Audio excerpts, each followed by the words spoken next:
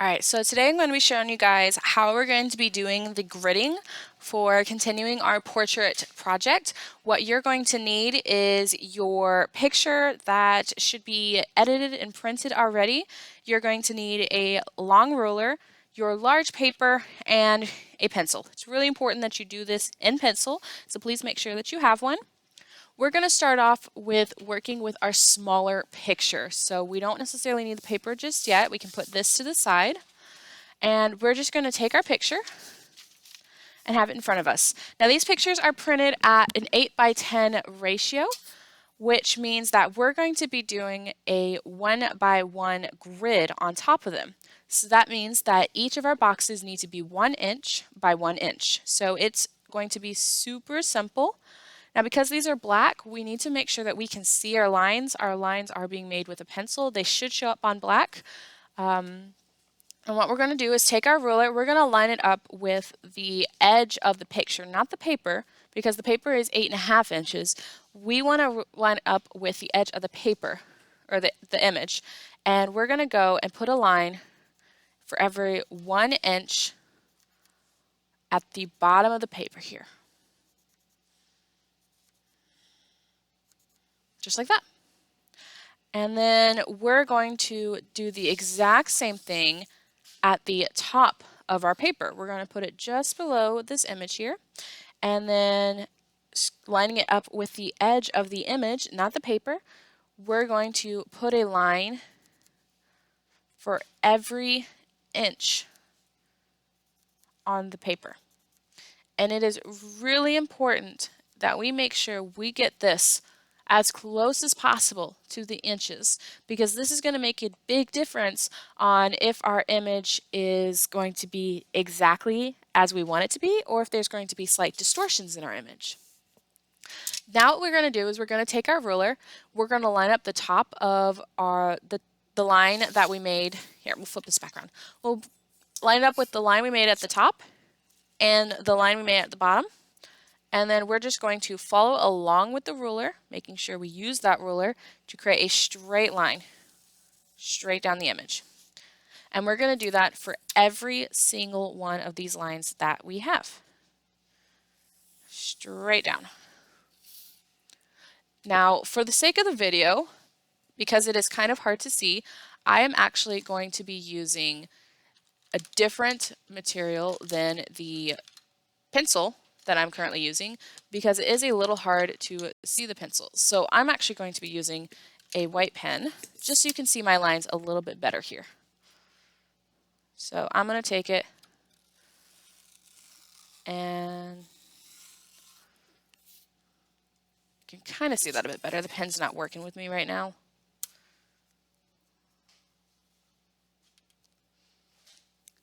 And go down every single one of those lines. There we go. That you can see a bit better.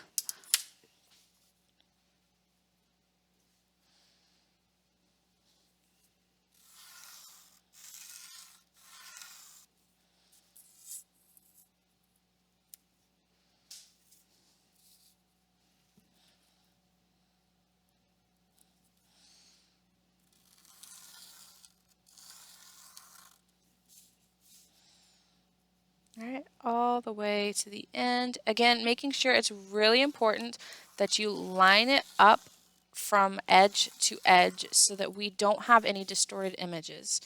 Since we are drawing your faces, I would hope we want to draw our faces as true as possible to how they look. So really taking the time and care to make sure our lines are straight and exactly how they need to be.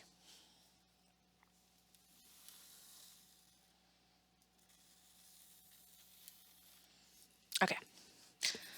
Now, once you have put all of your lines on there, what we're going to do is we have to create the lines that go in the opposite direction. So taking our ruler again, we're going to turn our picture sideways. And then just like before, we want to go from the edge of the image, not the edge of the paper. And we're going to put lines at every single one of those inches, all the way across.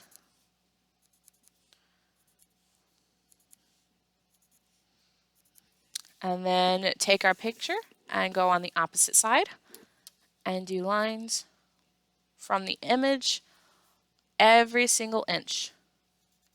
Always do an inch.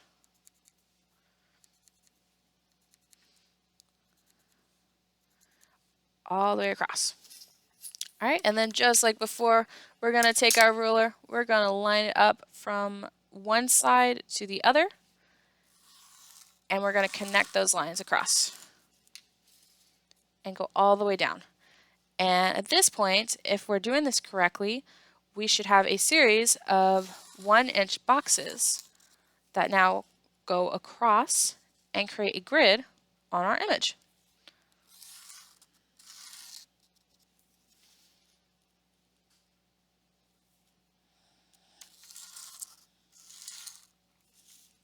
You can see it slowly building as we go down the line here.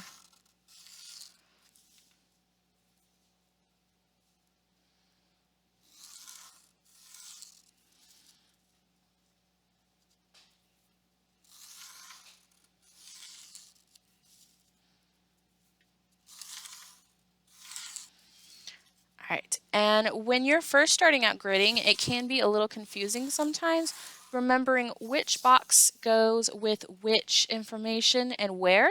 So we're actually going to go ahead and we're going to make sure that we know which box is which. So at the top of our paper here, we're going to assign a number to each one of our columns. So we have 1, 2, 3, 4, 5, 6, 7, 8 columns. So each of these columns is now a number. So if we're talking about a box right here, this is always going to be in column 1. This box right here is always going to be in column 6. But now we need to assign classifications to the rows. So instead of doing numbers, we're actually going to do letters. So we're just going to go down the alphabet and we're going to assign letters. So we have A, B, C, D, E, F, G, H, I, and J.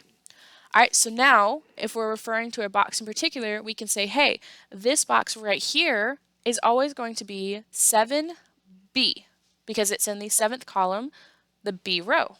If we're talking about this box right here, we know it's 4G. So it's in the 4th row, the G, the 4th column, the 4G, the G row. There we go. So that is just to help make it a little bit easier. If you're able to keep up without these, then that's okay, but this is just to help out. Now what we need to do is we need to set this aside and we need to get our paper set up. So our paper, we're going to actually be enlarging our image, which means our boxes on our paper are going to be just slightly larger than the boxes that we just made. So the boxes we just made are a 1-inch by 1-inch. These boxes are actually going to be a 1.5-inch size. And we're going to take this slow so that we don't get confused. So the paper that we're using also is not exactly the perfect size that we need. We're actually going to have a few inches at the bottom and at the top that are not going to be a part of the picture plane. And that is just so that we can tape our pictures down while we're painting later so there's not any warping that occurs. But the sides of the paper are going to go all the way. So the first thing that we want to do is we want to figure out how much of the top and bottom that we do not need. So this paper is 18 inches long and the image that we have is 10 inches long. So doing quick math,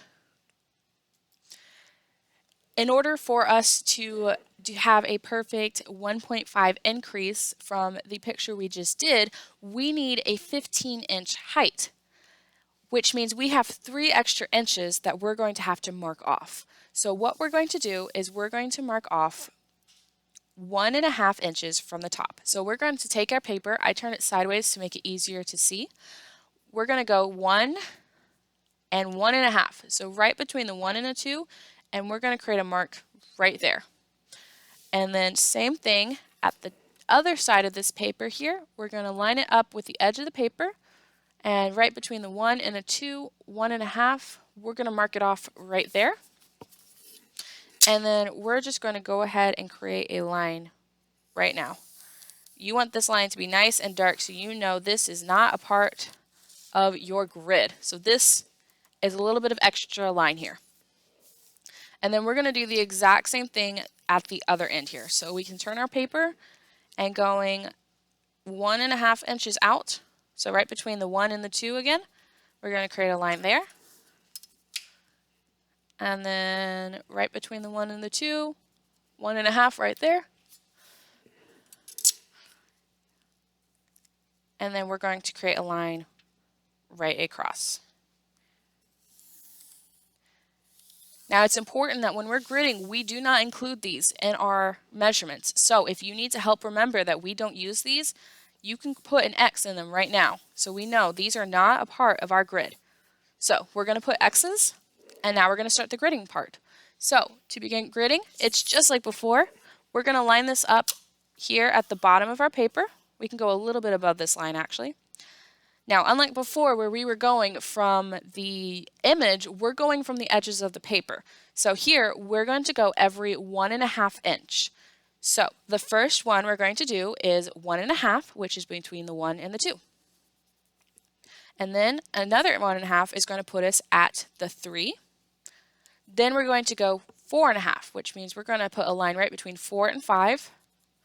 Our next line is going to go at 6. Next is at 7.5, so right between the 7 and 8. Then at the 9. Then at the 10.5. And the final will be at 12, which we don't need to put one because it's at the edge of the paper. So now you should have a series of lines that are equally distributed between 1 and 12. And we're going to flip our paper over and do the exact same thing on this other side. So again, we're going to line it up. And then between the 1 and the 2, we're going to put a line at the 1.5 mark. We're going to put a line at the 3, line at 4.5, so between the 4 and 5, line at the 6, line at the 7.5, so between the 7 and 8, line at the 9, and then line at the 10.5, so between the 10 and the 11. You should have a series of lines there. Now we need to connect our lines from one side of the paper to the other. At this point, it's really important, guys, that we don't push down hard on our paper. We don't want these lines to stay. These are only guides for later on. So when we draw these lines, draw them super light, like as light as you can with them still being present on the paper. That way when we're erasing later on, we can erase them fully. Because if our lines are showing up on our picture, they're going to look kind of weird, and we don't want them to look weird. So go ahead and draw these lines really lightly all the way across, just like we did with our grid on our smaller picture.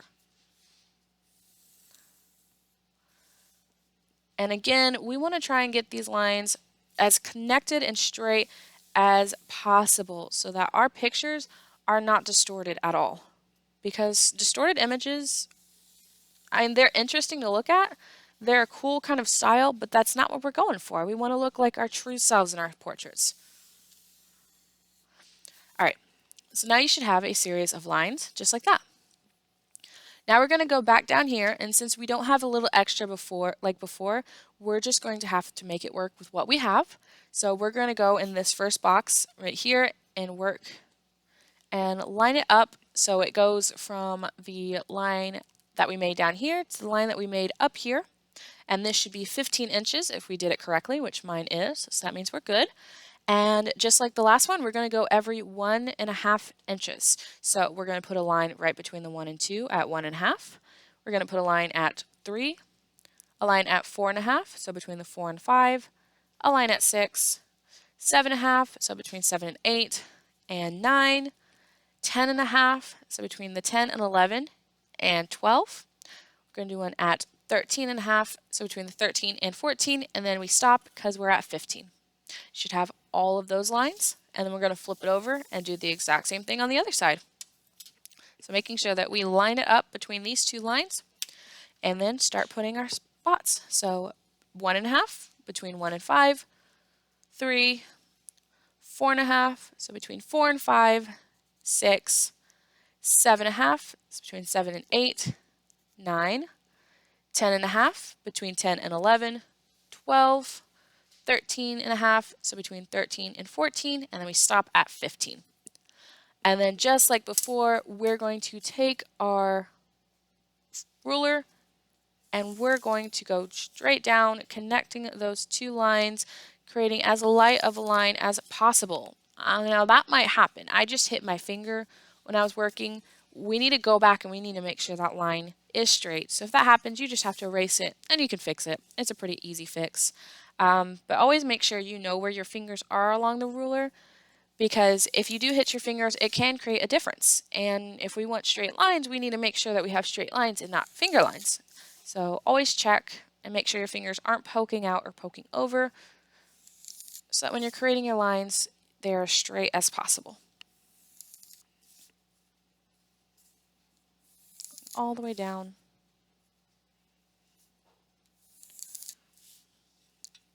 And now we should have an empty page full of grids. Just like that. All right, now this part is where things get a little bit tricky, because we put a series of numbers and letters on our last grid because we had extra room. And while we have room at the top here, we don't have room on the side. So I'm going to show you how we can still put our indicators on our grid without putting them in a place where it's going to make it difficult for us to work. So of course we can always put our numbers right up here on the top. So you can add your 1 through 8 here. And those will help tell us which of the rows or columns we're working on. Now when we're putting our letters on the side, what we can do is very lightly still writing, we can put them in one of the corners. So I'm still putting my letters, but I'm writing it lightly and I'm writing it small.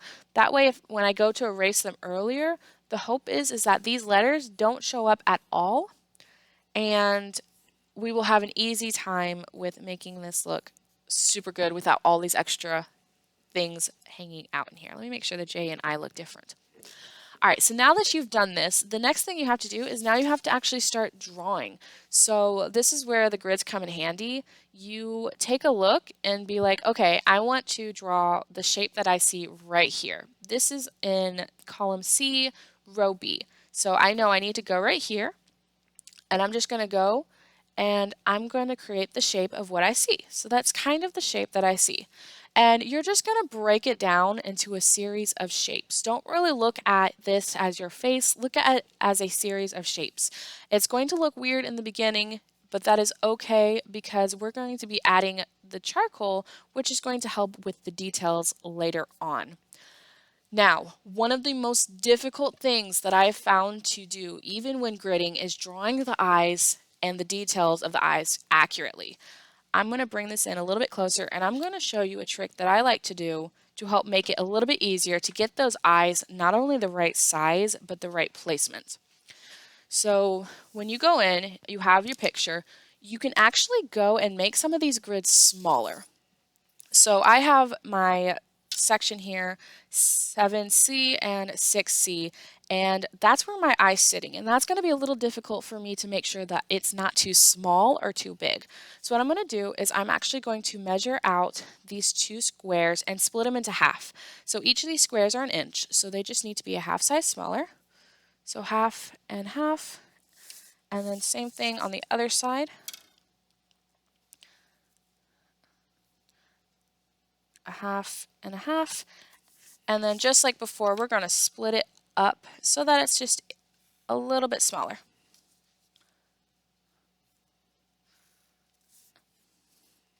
All right, and I could probably use pencil here, seeing as this area is actually white, so that you guys can see it. So we got a half here and a half there.